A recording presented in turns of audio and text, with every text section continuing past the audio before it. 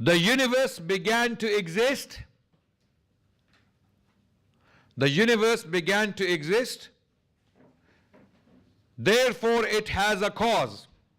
So you're writing point 1 was everything that begins to exist has a cause. Yes? Point 2 was the universe began to exist, therefore it has a cause. Okay? Point number 3, the universe is huge and very powerful.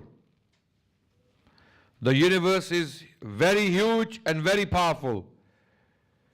Therefore, the cause of the universe has to be even more powerful and wise. Because to create something like universe with power, you need wisdom. Do you all agree? Do you all agree? When this building was constructed, when this building where you're sitting right now, when it was constructed, you need at least 2 qualities to make this building. At least 2 qualities. Power, yes, whether you use machines or tools, power. Whether it's manpower or machine power. Do you all agree? Yes? Yes? I'm trying to, this is how you're going to explain to the non-Muslim you're speaking to. Power, and number 2, intelligence. Why do you need intelligence? Tell me, to build a building like this. Why? To be sustained. For it to be planned. Does it look planned? Does it look planned? Now you go back to the universe and tell them, the universe is huge. It is so huge that you have no tools to calculate its size. You don't know what's out there. It is immense. So the one who made the universe, because we know it began to exist, it has a cause. The cause of the universe is a lot more powerful than the universe and is immensely wise. Because without wisdom and power, you cannot make something like the universe. Is that clear? Making sense? Okay. Now the person is thinking, you know what? You're right. The universe is big. Okay. So to make my point clear to you, now watch very carefully, right? It's 5 minutes long, but it's going to show you the size of your universe and your planet Earth. How big is South Africa? No, it's too big. For you. Can you finish South Africa in your lifetime if you walk? No, it is a big country. It's a big country. But I will show you South Africa in comparison to other countries is small. And planet Earth we think is very big, right? Yes? Now watch. The moon.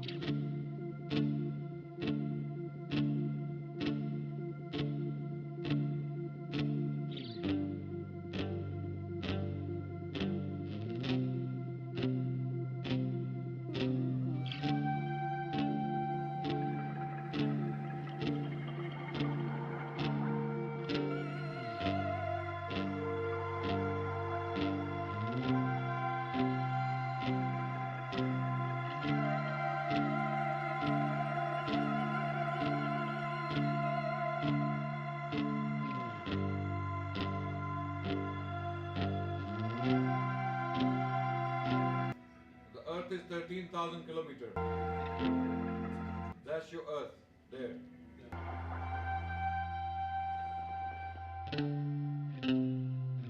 Now, keep watching.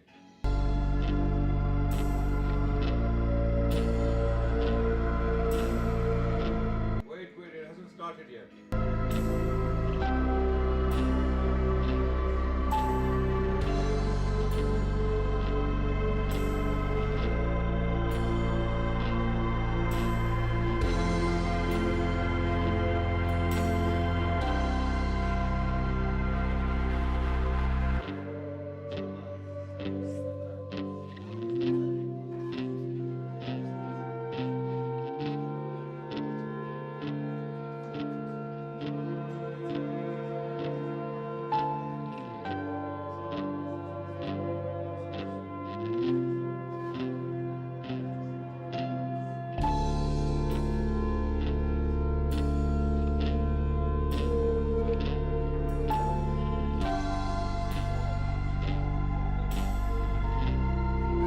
gone.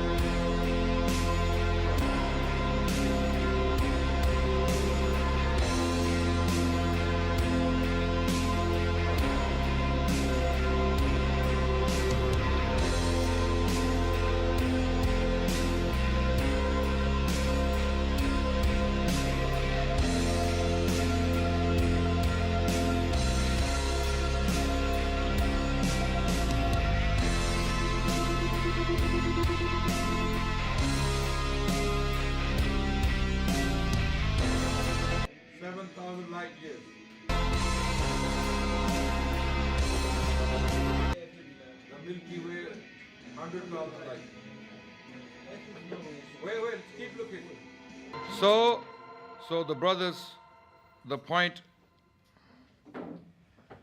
I'm trying to make is that this universe, Allah subhanahu wa ta'ala has made it so big that you cannot imagine the size of this universe.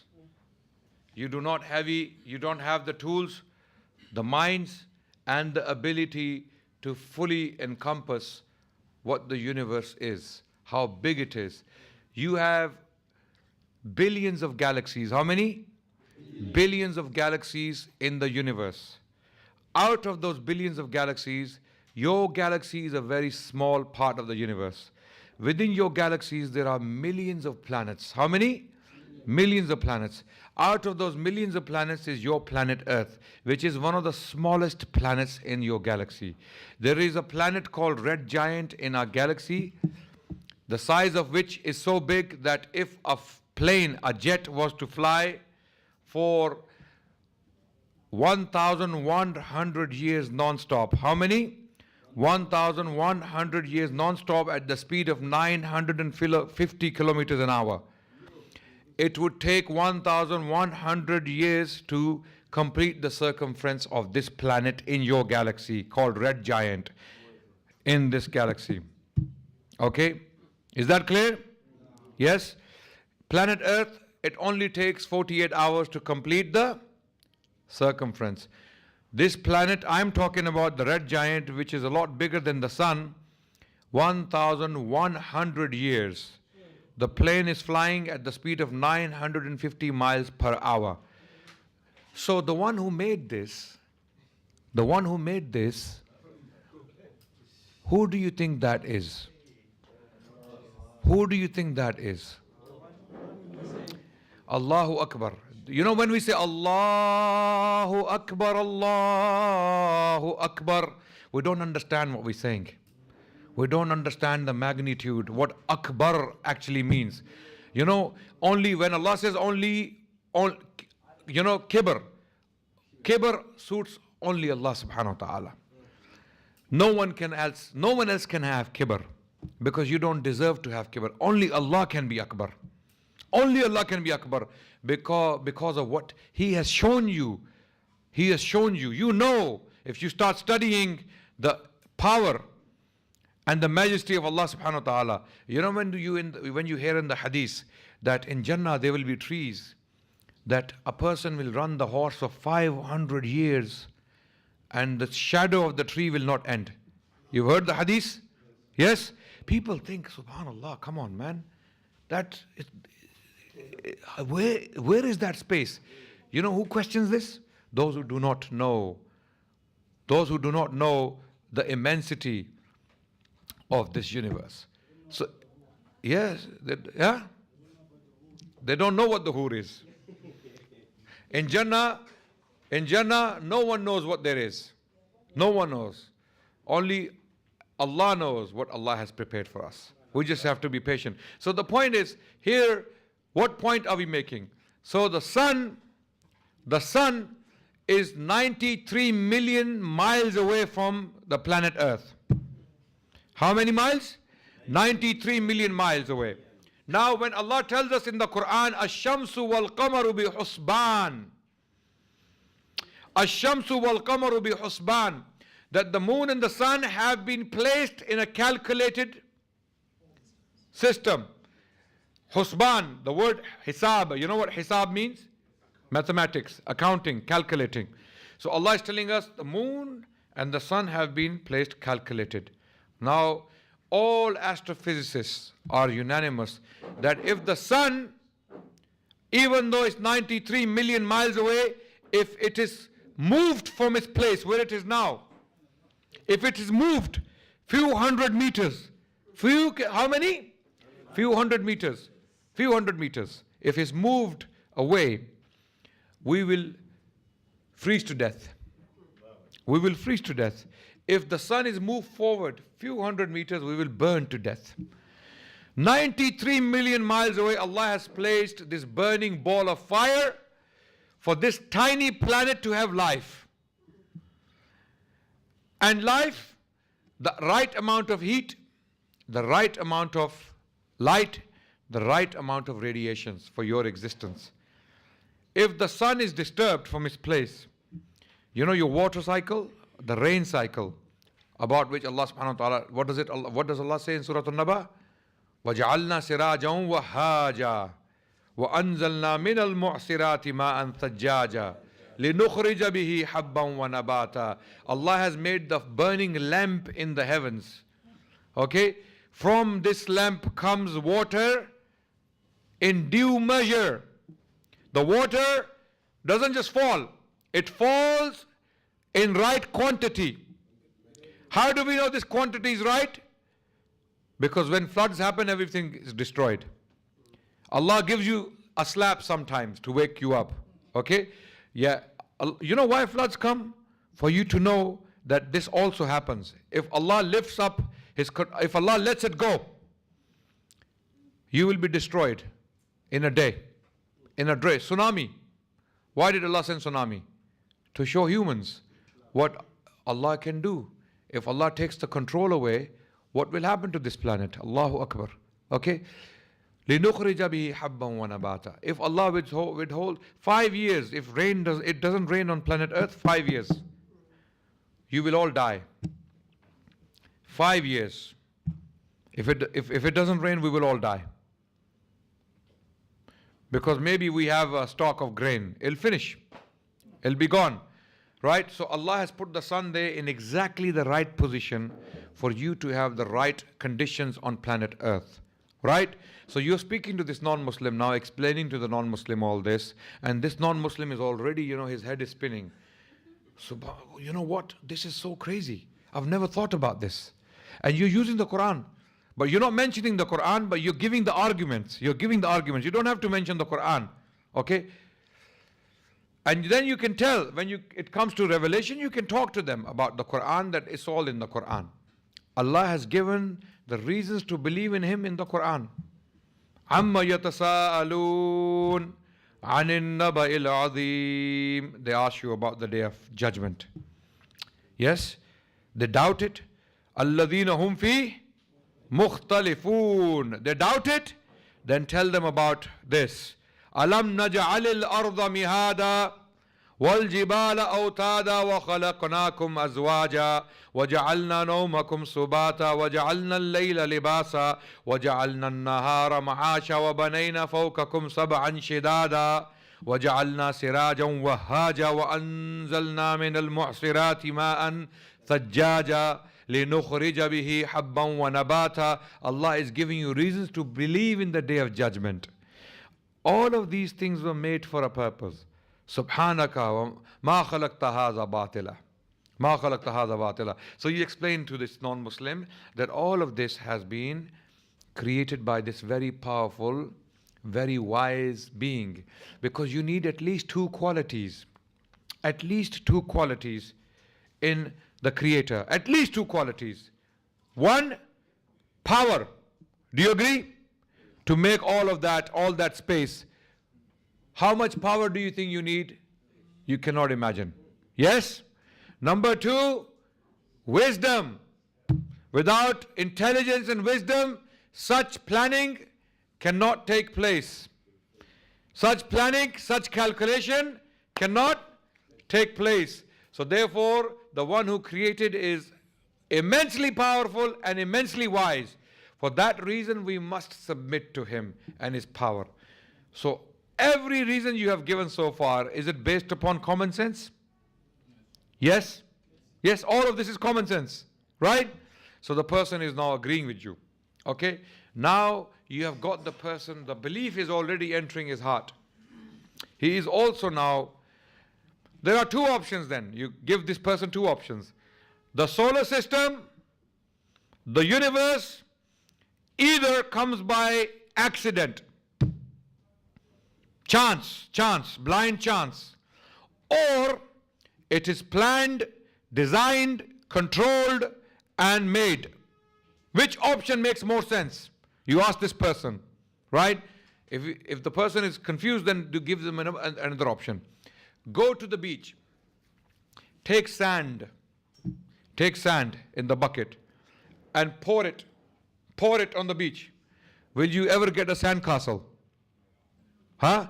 You do it 1,000,000 times. Will you ever get a sand castle? Yeah? If you wanted to make a building, get bricks, cement, sand and concrete together. Put it in one place and then throw it. Throw it like this. Huh? Will you ever get a building like this? Huh?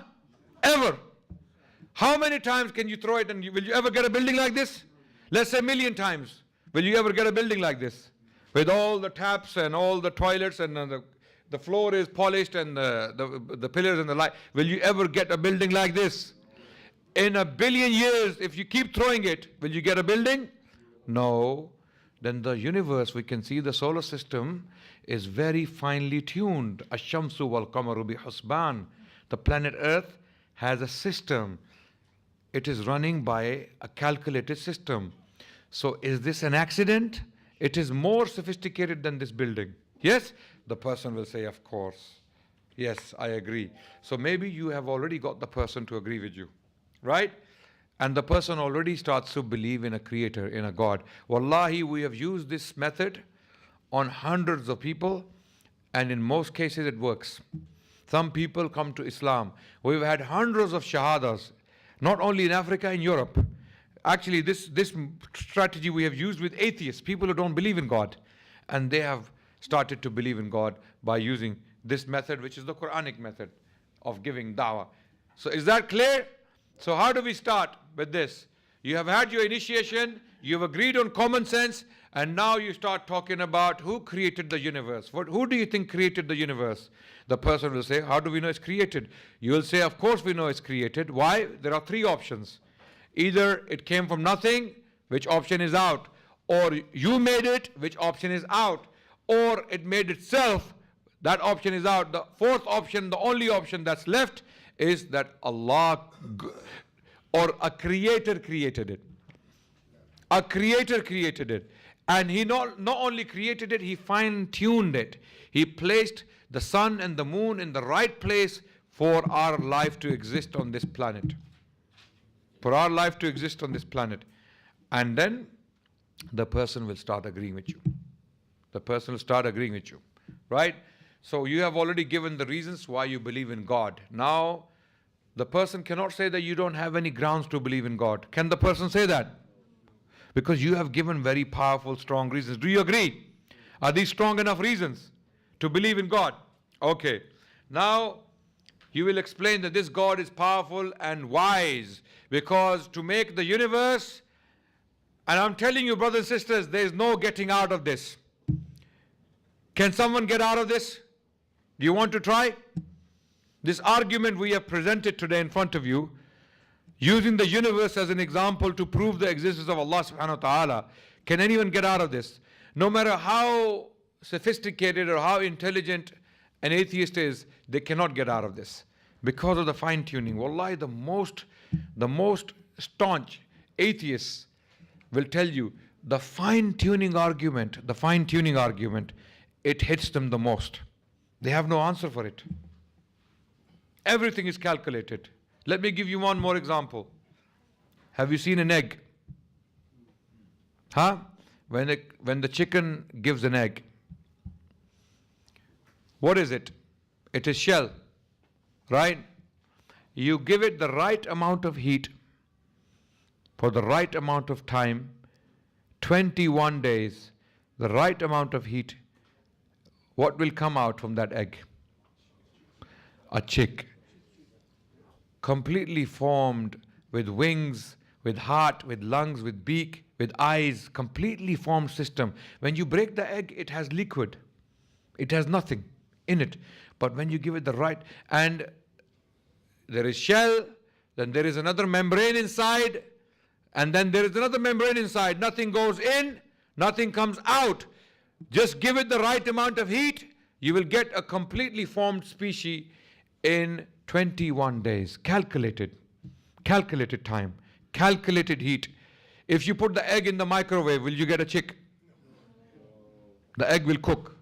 Yes?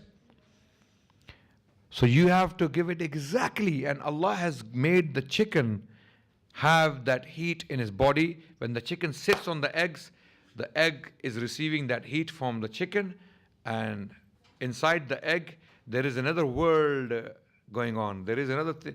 Inside the egg, all the cells, all the respiratory system of the chick, the digestive system of the chick, right? The nervous system of the chick, everything is being made inside the egg. And the outside world doesn't know what's happening inside. Have you ever put a camera inside the egg and see what's happening inside? You put a camera inside, you will never get a chick. You will never get a chick. Try to drill a hole into the egg and see inside. No one knows what's happening inside. Allah knows. So these are the reasons you will give them, that this is fine-tuning. This is the work of a master of art, someone who is very, very great and wise. Therefore, we submit to his power and his wisdom.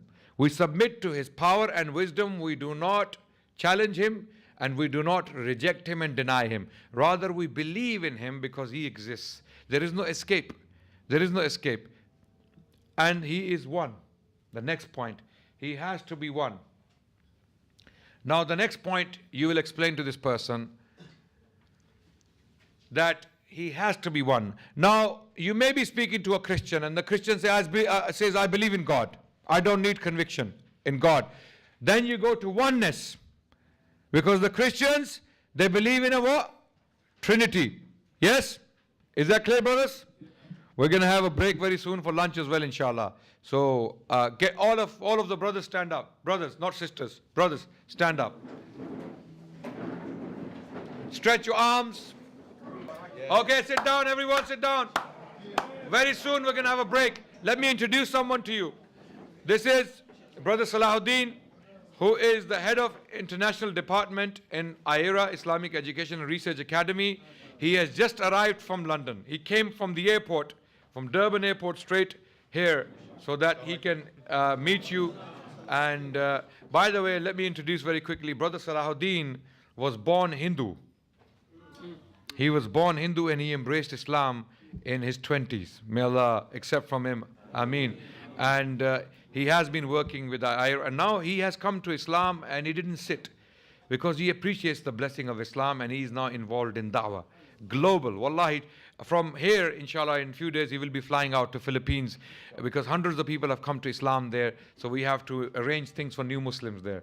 So this is a blessing. Someone come to Islam and they continue in the field of da'wah. So today, inshallah, he will be teaching you as well partly. Okay, I will be going very soon. I have a TV program to record and Brother Salahuddin will take over, inshallah, and he will continue with the rest of the course, inshallah ta'ala. Later on, when we come after the break, come back after lunch, inshallah ta'ala, he will initiate this with you. So say salam to Brother Salahuddin and welcome him to South Africa. This is your first time, yeah? First time. This is his first time in South Africa. Happy to be here. Who is the love one? Allah. Who is Ar-Rahman? Allah. Who is Al-Mannan? La ilaha illallah. Muhammadur Rasulullah. Muhammad is the messenger. To Allah is our return. La ilaha illallah. Muhammadur Rasulullah. Muhammad is the messenger. To Allah is our return. La ilaha illallah. Muhammadur Rasulullah.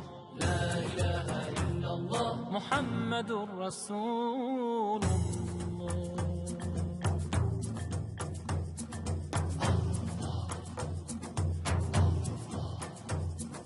الله أكبر الله أكبر الله أكبر الله أكبر.